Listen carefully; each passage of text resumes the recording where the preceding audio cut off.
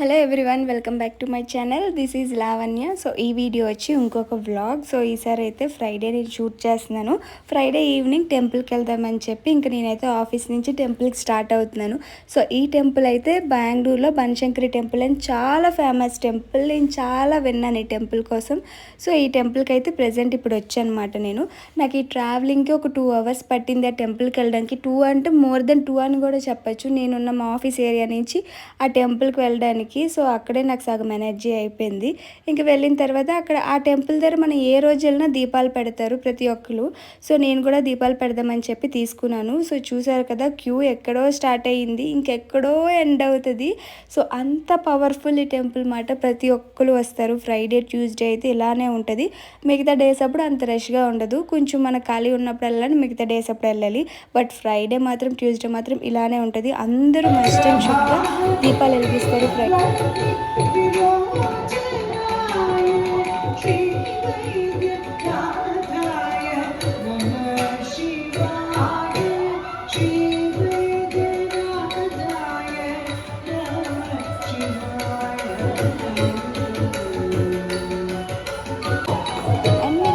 ఒక నోటీస్ చేశారా, ఒక స్టాచ్యూని అందరూ పట్టుకొని ఉంటున్నారు. సో ఇదంతా క్యూ మాట.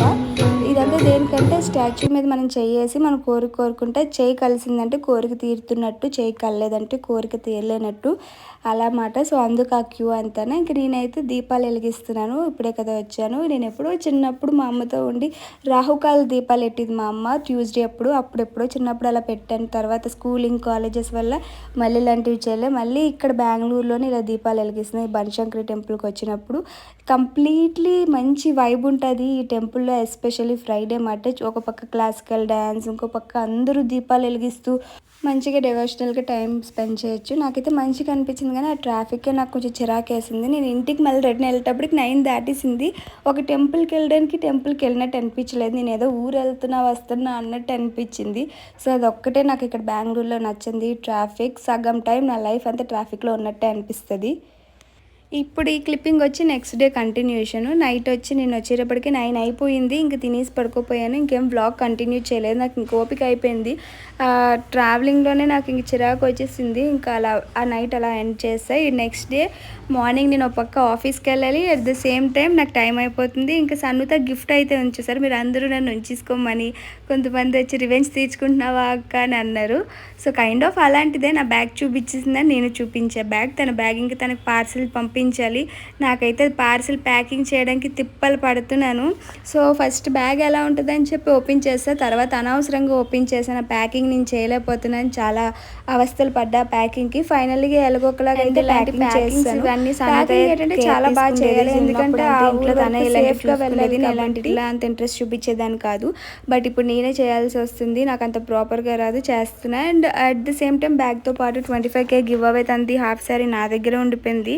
తనకి చాలా డేస్ అవుతుంది ఇవ్వాల్సింది. బట్ నాకు office at the same time videos editing ఇవన్నిటి వల్ల అసలు నాకు టైం ఉండట్లేదు. మండే టు ఫ్రైడే నేను ఆఫీస్కి వెళ్ళిపోతాను. మార్నింగ్ వెళ్ళానంటే 10కి స్టార్ట్ అయిందంటే లైక్ 9:30కి అనుకో నేను స్టార్ట్ అయ్యానంటే మళ్ళీ నైట్ అయిపోద్ది నేను ఇంటికి వచ్చేటప్పటికి. ఇంకా నాకు నియర్ బై ఏం డిటీసీ కూడా లేదు. పోనీ డిటీసీ ఏమైనా నియర్ బై ఉంటే అవి కొంచెం 9 అయినా కూడా ఉంటాయి నైట్ టైము. సో అలా చేద్దామంటే నియర్ బై ఏమీ లేవు. ఒక 2 kilometers వెళ్ళిపోవాలి. పోనీ 2 kilometers ఏమైనా బస్ ఫెసిలిటీ ఇలాంటివి ఏమీ లేవు. అది ప్రాపర్గా ఉండట్లే కూడా. డిటీసీ కూడా రివ్యూస్ అవి ప్రాపర్గా లేవు. సరిగ్గా వాళ్ళు కొరియర్ చేయట్లే అని చాలా నెగిటివ్ రివ్యూస్ చూశాను. సో ఇంకా ఆగిపోయా. పోస్ట్ ఆఫీస్కి వెళ్ళి పోస్ట్ చేద్దామా అంటే అది నాకు సాటర్డే సండే హాలిడేస్. సాటర్డే ఒక పూటే ఉంటుంది, సండే కంప్లీట్లీ పోస్ట్ ఆఫీస్ కూడా హాలిడే. సాటర్డే కదా వీకెండ్ లెగ్గానే వెళ్ళి పోస్ట్ చేయాలంటే కొంచెం నాకు అన్ఈజీగా ఉండి నేను ఇన్ని రోజులు చేయలేదు. బట్ ఇప్పుడు మాత్రం ఇంకా ఎలా అయినా చేయాలి. ఎందుకంటే 25K దాటేసి మనకు చాలా రోజులు అవుతున్నాయి.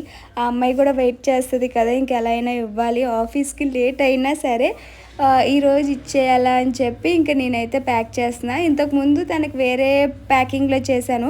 బట్ అది కవర్ నాకు అంత సేఫ్ అనిపించలేదు. నేను ఈ గివ్ అవే కోసమే ఈ గిఫ్ట్ లైక్ కొరియర్ కవర్స్ తీసుకున్నాను అనమాట. సో ఇది అయితే కొంచెం సేఫ్గా అనిపించింది, ప్రాపర్గా ప్యాకింగ్ ఉంటుంది అని. ఇంక ఇవైతే నేను ఆర్డర్ పెట్టుకున్నాను. గివ్ అవేస్ ఇస్తూ ఉంటాం కదా, సో వాళ్ళకి ఇలాంటి దాంట్లో చేస్తే బెటర్ అని. ఇంకా గివ్ అవే అంటే లైక్ ఒక గివ్ అవే ఒకరిని సెలెక్ట్ చేసి ఇచ్చేయడమే కాదు, అందులో చాలా ప్రాసెస్ ఉంటుంది.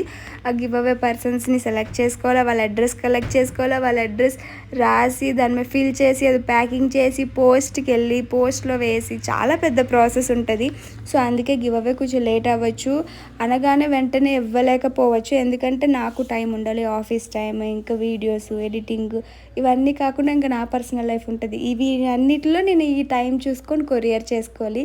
సో నాకు ఇక్కడ ఎవరు అంతగా లేరు అండ్ ఓన్ వెహికల్ లేదు, అదొక కొంచెం ప్రాబ్లం అవుతుంది. ఓన్ వెహికల్ ఉండుంటే ఏదైనా టక్ మనం వెళ్ళిపోయి చేసేయడానికి అయ్యేది. ఇక్కడ ఏదైనా నేను క్యాబ్ ఆర్ బస్సే ప్రిఫర్ చేయాలి.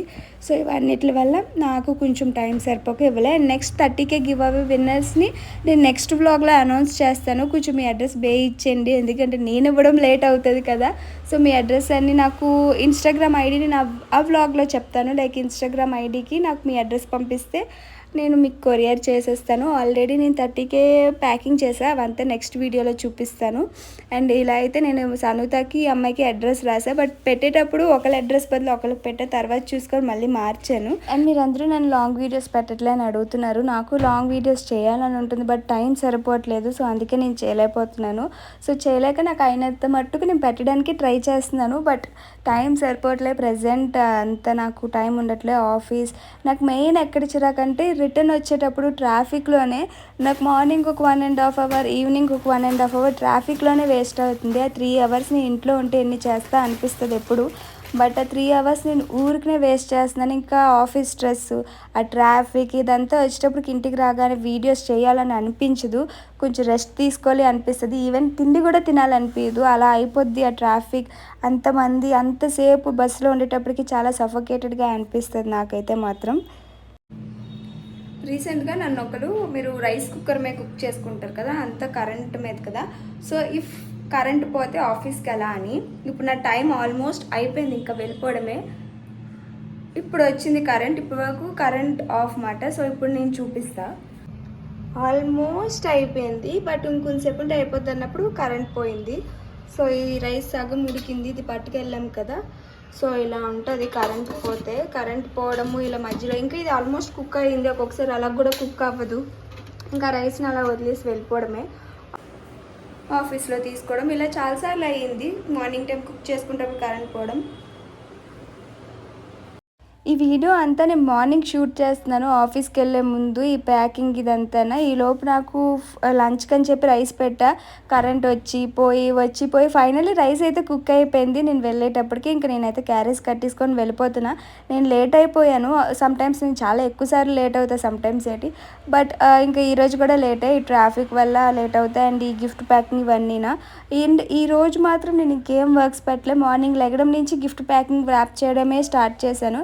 ఎందుకంటే కొంచెం ఆఫీస్కి బేగ వెళ్ళాలి కదా అని చెప్పి, అండ్ ఈ కొరియర్ ఇవ్వాలి కదా. నాకైతే వెళ్ళడానికి కొంచెం సిగ్గా ఉంది, బ్యాగ్లో ఈ కొరియర్స్ అన్నీ పట్టుకొని.